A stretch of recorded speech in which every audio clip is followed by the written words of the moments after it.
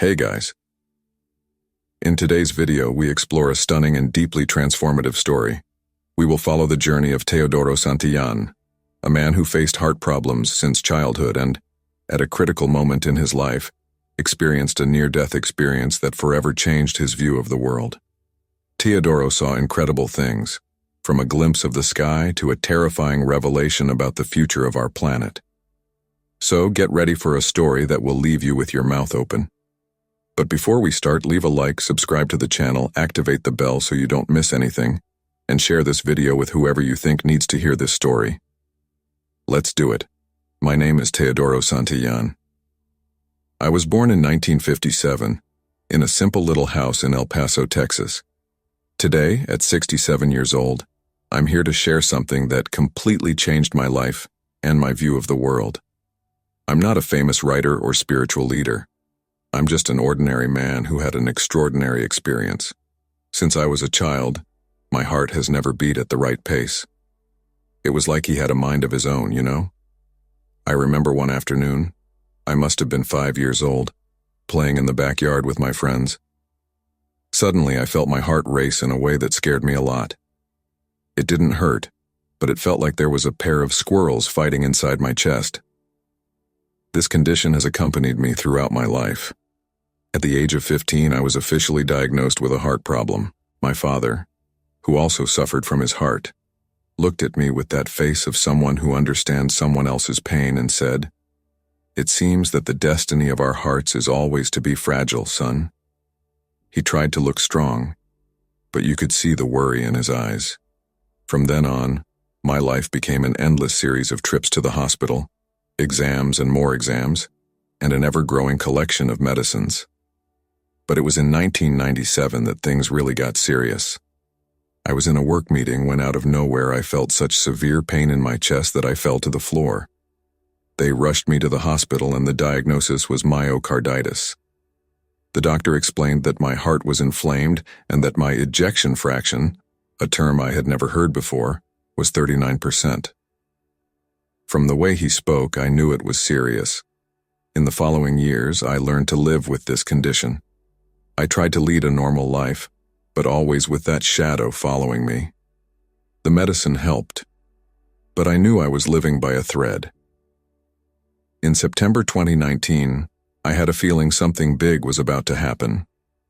My health suddenly deteriorated, and the doctor suggested that I seriously consider getting a pacemaker. I never imagined that this suggestion would be the prelude to the most profound and transformative experience of my life. An experience that would take me beyond the limits of this world and make me question everything I believed I knew about life and death. It was September 13th, 2019. I woke up feeling strange, like I had run a marathon in my sleep. My head hurt, and when I looked in the mirror, I noticed the top of it was purple. Something was very wrong. My wife, Maria, realized right away that I wasn't well. "Teodoro, you're pale as a ghost," she said, concern evident in her voice. He insisted that we go to the hospital immediately. On the way, I started to lose consciousness repeatedly. It was like someone was turning the lights on and off in my mind. Arriving at the emergency room, things quickly got worse. My oxygen level dropped to 57, a frighteningly low number as I later learned. The doctors seemed confused, not understanding exactly what was happening to me. I heard one of them suggest that perhaps it would be better to send me home. That's when Maria and my cousin Rosa took action. They practically begged me to be transferred to a specialized medical center in Indianapolis. Thanks to their insistence, I was taken there, and it was this decision that literally saved my life. In Indianapolis, doctors finally understood the gravity of the situation. My heart was failing, and fast. The last thing I remember before I lost consciousness was a doctor saying they would need to put me in a medically induced coma. When I woke up days later, I was told that my only chance of survival was an LVAD implant, a device that would help my heart pump blood until a transplant could be performed. But what happened during that coma? Well, that changed everything. It was during this time that I had an experience that challenged everything I thought I knew about life, death, and what lies beyond. What I'm about to tell you now may seem hard to believe. Sometimes I myself have a hard time believing this actually happened, but it was real as I am here talking to you now. During the coma, I felt something strange happen. It was like I was being pulled out of my own body. At first, I struggled with this feeling. It was scary, like I was losing control. But little by little, a feeling of peace began to envelop me.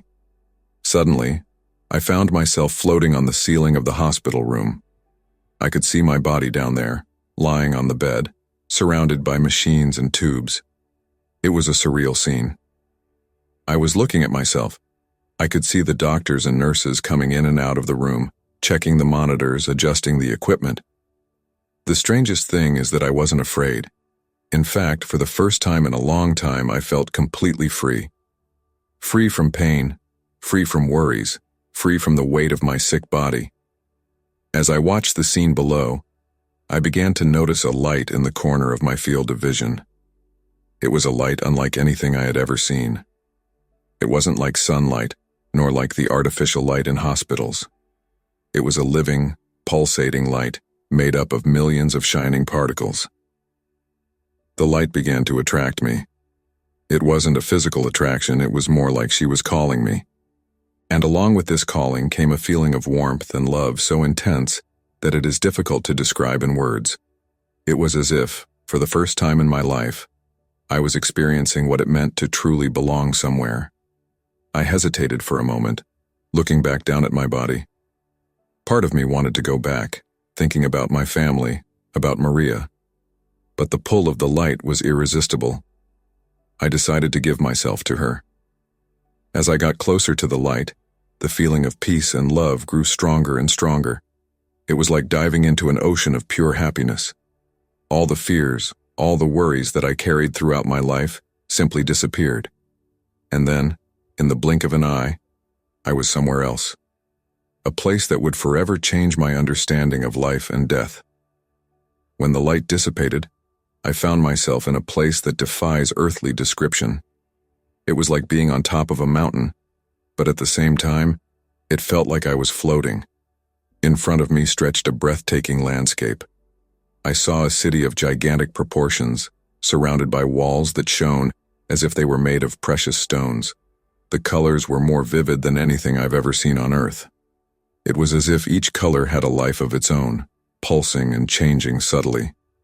Around the city, there were endless fields covered in flowers. But these were no ordinary flowers. Each seemed to emit its own light, creating a multicolored carpet that stretched as far as the eye could see. The most incredible thing is that I could see people and animals living together in these fields in perfect harmony. There was no fear, no predators or prey. Everything existed in perfect balance. The air, well, I don't even know if I can call it air. It was like breathing pure energy. Each breath filled me with a vitality I had never experienced in life. There was no pain. There was no tiredness. For the first time since I can remember, my heart wasn't heavy in my chest. In fact, I didn't even feel my heartbeat, but I was more alive than ever. The peace that emanated from that place was indescribable. It was as if every atom in that environment vibrated in perfect harmony. There was no conflict. There was no discord. He was the personification of serenity. As I watched all this, a gentle voice, I can't tell if it was male or female, it was simply a presence, instructed me to observe and remember everything I saw. It was as if I was there not just to experience but to learn and eventually share. It was then that I noticed something that moved me deeply. Among the people I saw in the fields and near the city, I recognized familiar faces. My parents, who had passed away years before, were there. My grandparents, too. Uncles, aunts, friends who had already left. Everyone seemed to be at the peak of their health and happiness. They noticed me and smiled, waving happily. My father, who on earth always seemed to carry the weight of the world on his shoulders, now radiated a peace and youthfulness that I had never seen in him. My mother, free from the arthritis that afflicted her in the last years of her life, danced in the flower fields as a young girl. They came close, hugged me with a love that transcended anything I had ever experienced on earth. We didn't exchange words. It wasn't necessary. Communication happened on a deeper level, as if our own beings were momentarily merging, sharing thoughts and emotions directly. Through this embrace of souls, I understood that they were happy to see me, but that my time there had not yet come. There was more for me to do, more for me to live and learn on Earth. This revelation brought a mix of emotions. Part of me wanted to stay, wanted to immerse myself in that eternal peace. But another part understood that there was a greater purpose for me, something I still needed to fulfill in the world of the living. As I walked through that heavenly place, I began to notice something fascinating. Among the souls I saw, I recognized people who, during their earthly lives, had faced great challenges or committed acts that many would consider unforgivable. I saw a man who I knew had struggled with drug addiction his entire life. On Earth, he died alone, rejected by his family and society. But here, he radiated peace and serenity. Beside him, I saw what looked like his family, all united in an embrace of understanding and forgiveness. Not far away, I noticed a woman who, in life, had taken her own life after years of battling depression. On Earth, many judged her for her choice. Here, she smiled, free from the weight that had tormented her for so long. Around her, other souls comforted her, showing an unconditional love that transcended any earthly judgment. These visions taught me a profound lesson about forgiveness and understanding. I realized that on this plane of existence, there was no room for resentment or judgment. Each soul was seen in its entirety, not just for its actions, but for its intentions, struggles, and the path it took. As I continued my journey, I encountered a group of souls engaged in what I can only describe as a process of collective healing. These were people who, in life, had hurt each other, some intentionally, others out of ignorance or fear. Here they were united, sharing experiences, forgiving and being forgiven. This scene touched me deeply. I understood that forgiveness was not just an act of kindness, but a fundamental necessity for spiritual growth. I saw how the act of forgiving freed both those who forgave and those who were forgiven, creating a cycle of healing and evolution. Another important lesson came when I came across a vast amphitheater where souls seemed to be watching scenes from their past lives. These were not judgments, but rather deep reflections. Each soul reviewed their actions, understanding the impact they had on themselves and others. Most striking was the absence of guilt or shame. Instead, there was a calm acceptance and a genuine desire to learn and evolve. I understood that each life experience, whether considered good or bad by earthly standards, was an opportunity for growth. At that moment, I felt a presence next to me. It was an entity that emanated wisdom and compassion. Without words, she made me understand that the purpose of our existence goes far beyond a single life. Each incarnation, each experience, is part of a much larger journey of spiritual evolution. The entity showed me that what we call heaven is not a final destination, but a state of being, a level of consciousness that we reach through multiple experiences and learning. And hell, far from being a place of eternal punishment, is a temporary state of misalignment with our true spiritual nature. These revelations expanded my understanding of life and death in ways I never imagined possible. I realized that every choice we make, every interaction we have, contributes to our spiritual journey and the collective evolution of all souls. While I was still trying to process everything I had learned, the landscape around me began to change. The fields of flowers in the heavenly city gave way to something completely different. It was like I was watching a 360-degree movie, but I was part of it. Suddenly I found myself hovering above the earth. But it wasn't Earth as we know it. What I saw filled me with a mixture of fear and sadness. Entire cities were in ruins, forests were burning, oceans were shaking violently. I saw people fighting natural disasters, conflict and disease on a scale I never imagined possible. I understood that I was seeing the future, a not too distant future, full of chaos and suffering.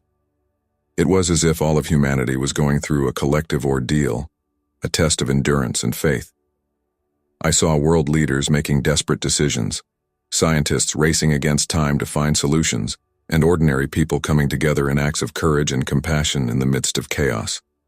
It was a scenario of extremes, the worst of humanity, alongside its best. But then, something incredible happened. In the midst of all this darkness, I began to see points of light emerging. They were small at first, like fireflies in the night, but little by little these lights spread, connecting.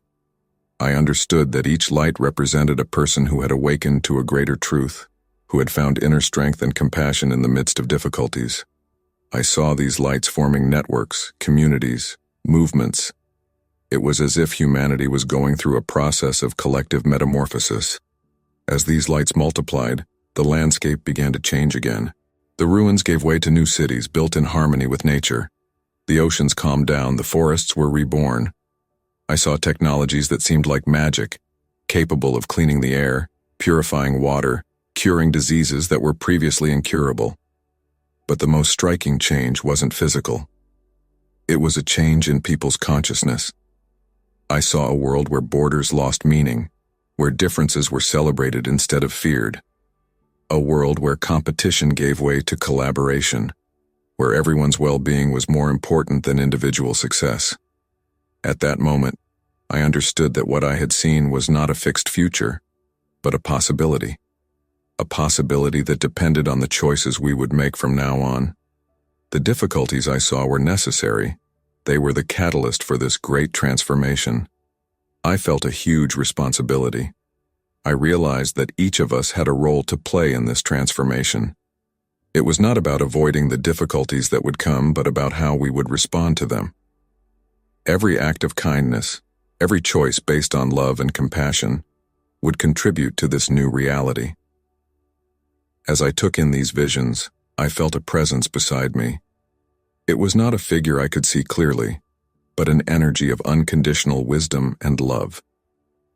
Without words, this presence made me understand that what I had witnessed was just a fraction of a much larger plan.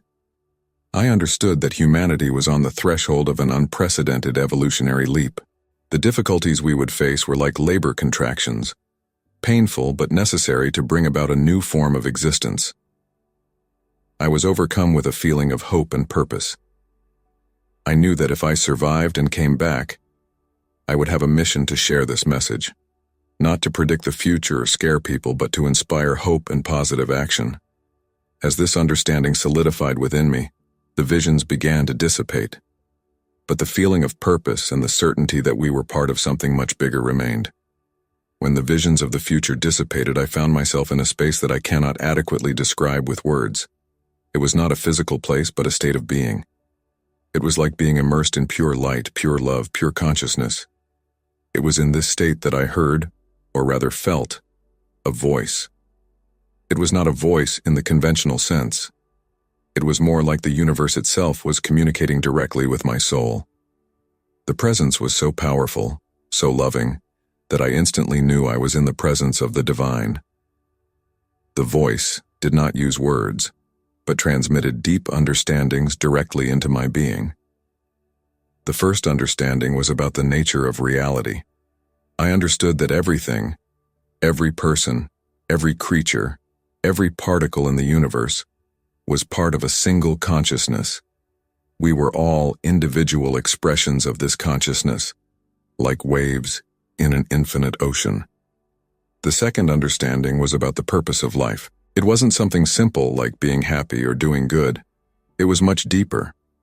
I understood that each life, each experience, was an opportunity for this universal consciousness to know itself, experience itself, evolve. Our struggles, our joys, our relationships, everything was part of this grand cosmic experiment in self-knowledge. The third understanding was about love, but not love as we know it on earth. It was an unconditional, universal love that permeated everything. I understood that this love was the most powerful force in the universe, capable of healing, transforming, and creating. Then, the voice conveyed a specific message to me. I understood that my journey on earth was not yet over. There was a purpose for me to return, a mission to fulfill. It was not something grand in the worldly sense, but it was deeply significant on the spiritual plane. I felt initial resistance. Part of me wanted to stay in that state of pure bliss. The idea of returning to a sick body, to the limitations and pain of earthly life, seemed almost unbearable after experiencing such freedom and love. But the voice made me understand that returning was a choice based on love. That every moment of life on earth, no matter how difficult it was a precious opportunity to grow, to love, to serve the greater purpose of the evolution of consciousness. I received instructions, not in words, but in deep understandings. I should share my experience not to convince or convert, but to plant seeds of hope and expanded consciousness. He should live each day as an opportunity to express the unconditional love he had experienced. The voice assured me that although I would return to the physical world, I would never truly be separated from this divine source, that I could, at any moment, reconnect with this consciousness through meditation, sincere prayer, acts of disinterested love. As I absorbed these understandings, I felt a deep peace wash over me. All resistance to the idea of returning dissolved. I was ready to return, to fulfill my role in this great cosmic drama that is life on earth. As the presence of the voice began to dissipate, I was overcome with a sense of immense gratitude. Gratitude for life, for the opportunity to return, for every experience, good or bad, that had brought me to that point. And then gently, I began to feel myself being pulled back. Returning to my body was as intense an experience as leaving. It was as if I were diving back into the density of matter, every cell in my body reawakening to physical reality. The first thing I felt was pain. After experiencing the freedom and lightness of the spiritual plane, physical sensations seemed amplified. Every beat of my heart was like a drum resounding through my body. The air entering my lungs felt harsh. I opened my eyes slowly, blinking several times to adjust my vision to the light of the hospital room. Colors seemed less vivid, sounds more muffled compared to what I had experienced. It was as if I was seeing the world through a filter, a layer that separated the physical from the spiritual. The first person I saw was Maria, my wife. She was sitting next to my bed, holding my hand. When our eyes met, I saw tears of relief run down his face. "Teodoro," she whispered, "you're back." I wanted to tell her everything I had experienced, everything I had learned. But my throat was dry, my voice weak after days of intubation. All I could do was shake his hand and smile. In the days that followed, I gradually regained my physical strength. The doctors were surprised by my quick recovery. What they didn't know was that I had returned with an inner strength that went far beyond the physical. As I grew stronger, I began to share my experience with Maria and my family. At first, they listened with a mixture of fascination and skepticism. It was difficult for them to understand the depth of what I had experienced, but something in the way I spoke, in the peace I radiated even in the midst of physical recovery, made them realize that something profound had really happened. The doctors, when I mentioned my experience, reacted with scientific interest. They talked about the possibility of hallucinations caused by a lack of oxygen in the brain.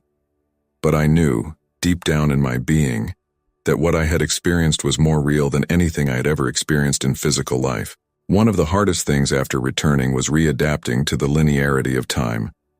On the spiritual plane, past, present, and future seemed to coexist. Here, each moment passed inexorably, and sometimes I found myself frustrated by this limitation. Another difficulty was dealing with the intensity of human emotions. After experiencing unconditional love and peace from the other side, earthly emotions, anger, fear, jealousy, felt heavy and uncomfortable. I had to relearn how to navigate them, always remembering the greater perspective I had gained. But not everything was a challenge. I returned with a renewed appreciation for the beauty of life on earth. Every sunrise, every hug from a loved one, every meal shared, everything took on new meaning.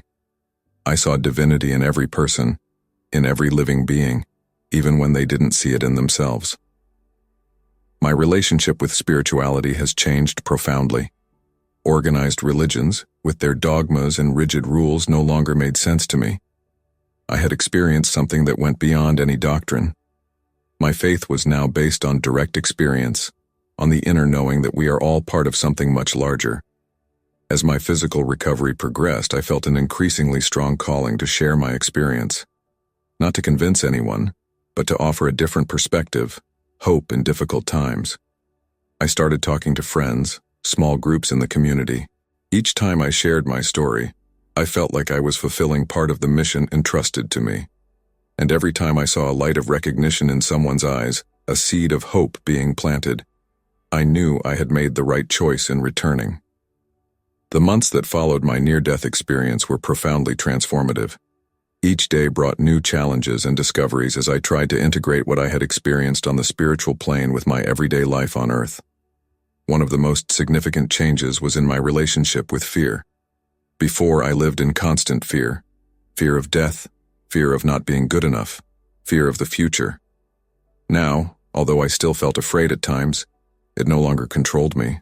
I had seen beyond the veil of death and knew there was nothing truly to fear. My perspective on work and success has also changed drastically. Before, I was always chasing the next promotion, the next raise. Now I have found a new purpose in my work. I began to see every interaction, every task, as an opportunity to spread love and compassion. It didn't matter if I was leading an important meeting or simply smiling at the doorman. Every action had the potential to make a difference. My relationships have also been deeply affected. With Maria, my wife, I developed an even deeper connection. She was a witness to my transformation, and although she sometimes found it difficult to fully understand what I had experienced, her love and support were unwavering. With my children, I learned to be more present, to value each moment shared. One of the most challenging things was dealing with people's reactions when I shared my experience. Some listened with fascination and openness, eager to know more. Others reacted with skepticism or even hostility. I learned not to let myself be affected by negative reactions, understanding that each person is on their own path of discovery and understanding. I started dedicating more time to spiritual practices. Meditation has become a fundamental part of my daily routine. Through her, I was able to reconnect, albeit briefly, with that feeling of unity and unconditional love that I experienced on the other side. Prayer took on a new meaning. No longer requests to an external entity, but an intimate dialogue with the universal consciousness of which I now knew I was a part. My physical health also improved in ways that doctors found surprising. Although I still needed care and medication for my heart, I felt a vitality I hadn't experienced in years. I began to take better care of my body, seeing it not as a prison for the soul, but as a sacred vehicle for my journey on Earth. One of the most profound changes was in my perception of time. Each day gained a new gem. It was no longer something to be passed, but something to be lived fully. I started paying more attention to the little moments, the taste of a cup of coffee in the morning, the sound of my grandchildren's laughter, the gentle touch of the wind on my face. Each experience became an opportunity to connect with the divine that I knew existed in all things. I also started to get more involved in my community. I volunteered at a local shelter, offering not only my time but a compassionate presence to those who were going through difficult times. I've found that often the greatest gift we can give someone is simply to be present, to listen without judging. As I shared my story, I was invited to speak at support groups for people who had gone through similar experiences. In these encounters, I felt a deep connection with others who had returned. Although our experiences were unique, there was a shared understanding, a common language that went beyond words. However, not everything was easy. There were days when the density of physical reality seemed overwhelming. Days when I longed for the peace and clarity I had experienced on the other side. In those moments, I remembered the lessons I had learned, that every challenge was an opportunity for growth, that love was the answer to any difficulty. One of the most profound realizations was understanding that I didn't need to wait for another near-death experience to connect with the divine. I learned to find moments of transcendence in everyday life, in the beauty of a sunset, in the silence of meditation, in the act of helping someone in need. Now, 5 years after my near-death experience, I look back and see how every day since has been a blessing, an opportunity to live with a greater purpose. I can't say I'm perfect. I still have my moments of doubt, of fear, of frustration. I still make mistakes and sometimes get caught up in worldly concerns. But the difference is that now I have a bigger perspective. I know that every challenge, every mistake, every moment of weakness is part of the journey, an opportunity to learn and grow. As for the future, the visions I saw during my experience remain vivid in my mind. I know that challenging times lie ahead for humanity. I see signs of this every day, in climate change, in global conflicts, in economic and social crises. But I also see signs of hope. I see more and more people awakening to a greater consciousness. I see grassroots movements emerging, people coming together to make a difference in their communities. I see a young generation passionate about justice and sustainability. Each of these things is like one of the lights I saw in my vision, shining in the darkness. My role, as I see it now, is not to predict the future or warn of impending catastrophes. It's simply living each day as an example of the love and compassion I experienced on the other side. It is reminding people of their true divine nature, of their unlimited potential for love and healing. I continue to share my story, not to convince anyone, but to offer a different perspective, a spark of hope. I talk about my experience in small groups, on spiritual retreats, and with anyone who shows genuine interest. Every conversation is an opportunity to plant a seed of expanded consciousness. As for death, I no longer fear it. I know that when my time comes to leave again, it will only be a transition to a state of being that I have already experienced. Until then, every day is a gift, a chance to make a difference, no matter how small. For those reading or listening to my story, I want to leave a message. You are more than your physical body, more than your daily worries, more than your fears and limitations. You are a unique expression of universal consciousness, here to live, love, and grow. No matter what your challenges, always remember that there is a greater purpose in everything. The future can seem uncertain, sometimes even scary. But remember that each of us has the power to make a difference. Every act of kindness, every loving thought, every conscious choice contributes to the collective evolution of humanity. We are on the threshold of a great transformation. It won't be easy. There will be challenges and difficulties. But beyond these challenges, there is a bright future waiting for us. A future of greater consciousness, of deeper connection with each other and with the planet. My near-death experience showed me that love is the most powerful force in the universe. It is love that will guide us through the difficult times ahead. It is love that will transform us and elevate us to a new level of existence. So as we move forward, remember, live with purpose, love unconditionally, be kind to yourself and others. Each of us is a light. Together, we can light up the world. And so, I continue my journey, grateful for each day, each breath, each opportunity to love and serve. The future is coming, and I look forward to seeing how the story of humanity will unfold. Whatever comes, I know that we are part of something much bigger, much more beautiful than we can imagine. And in that, I find peace.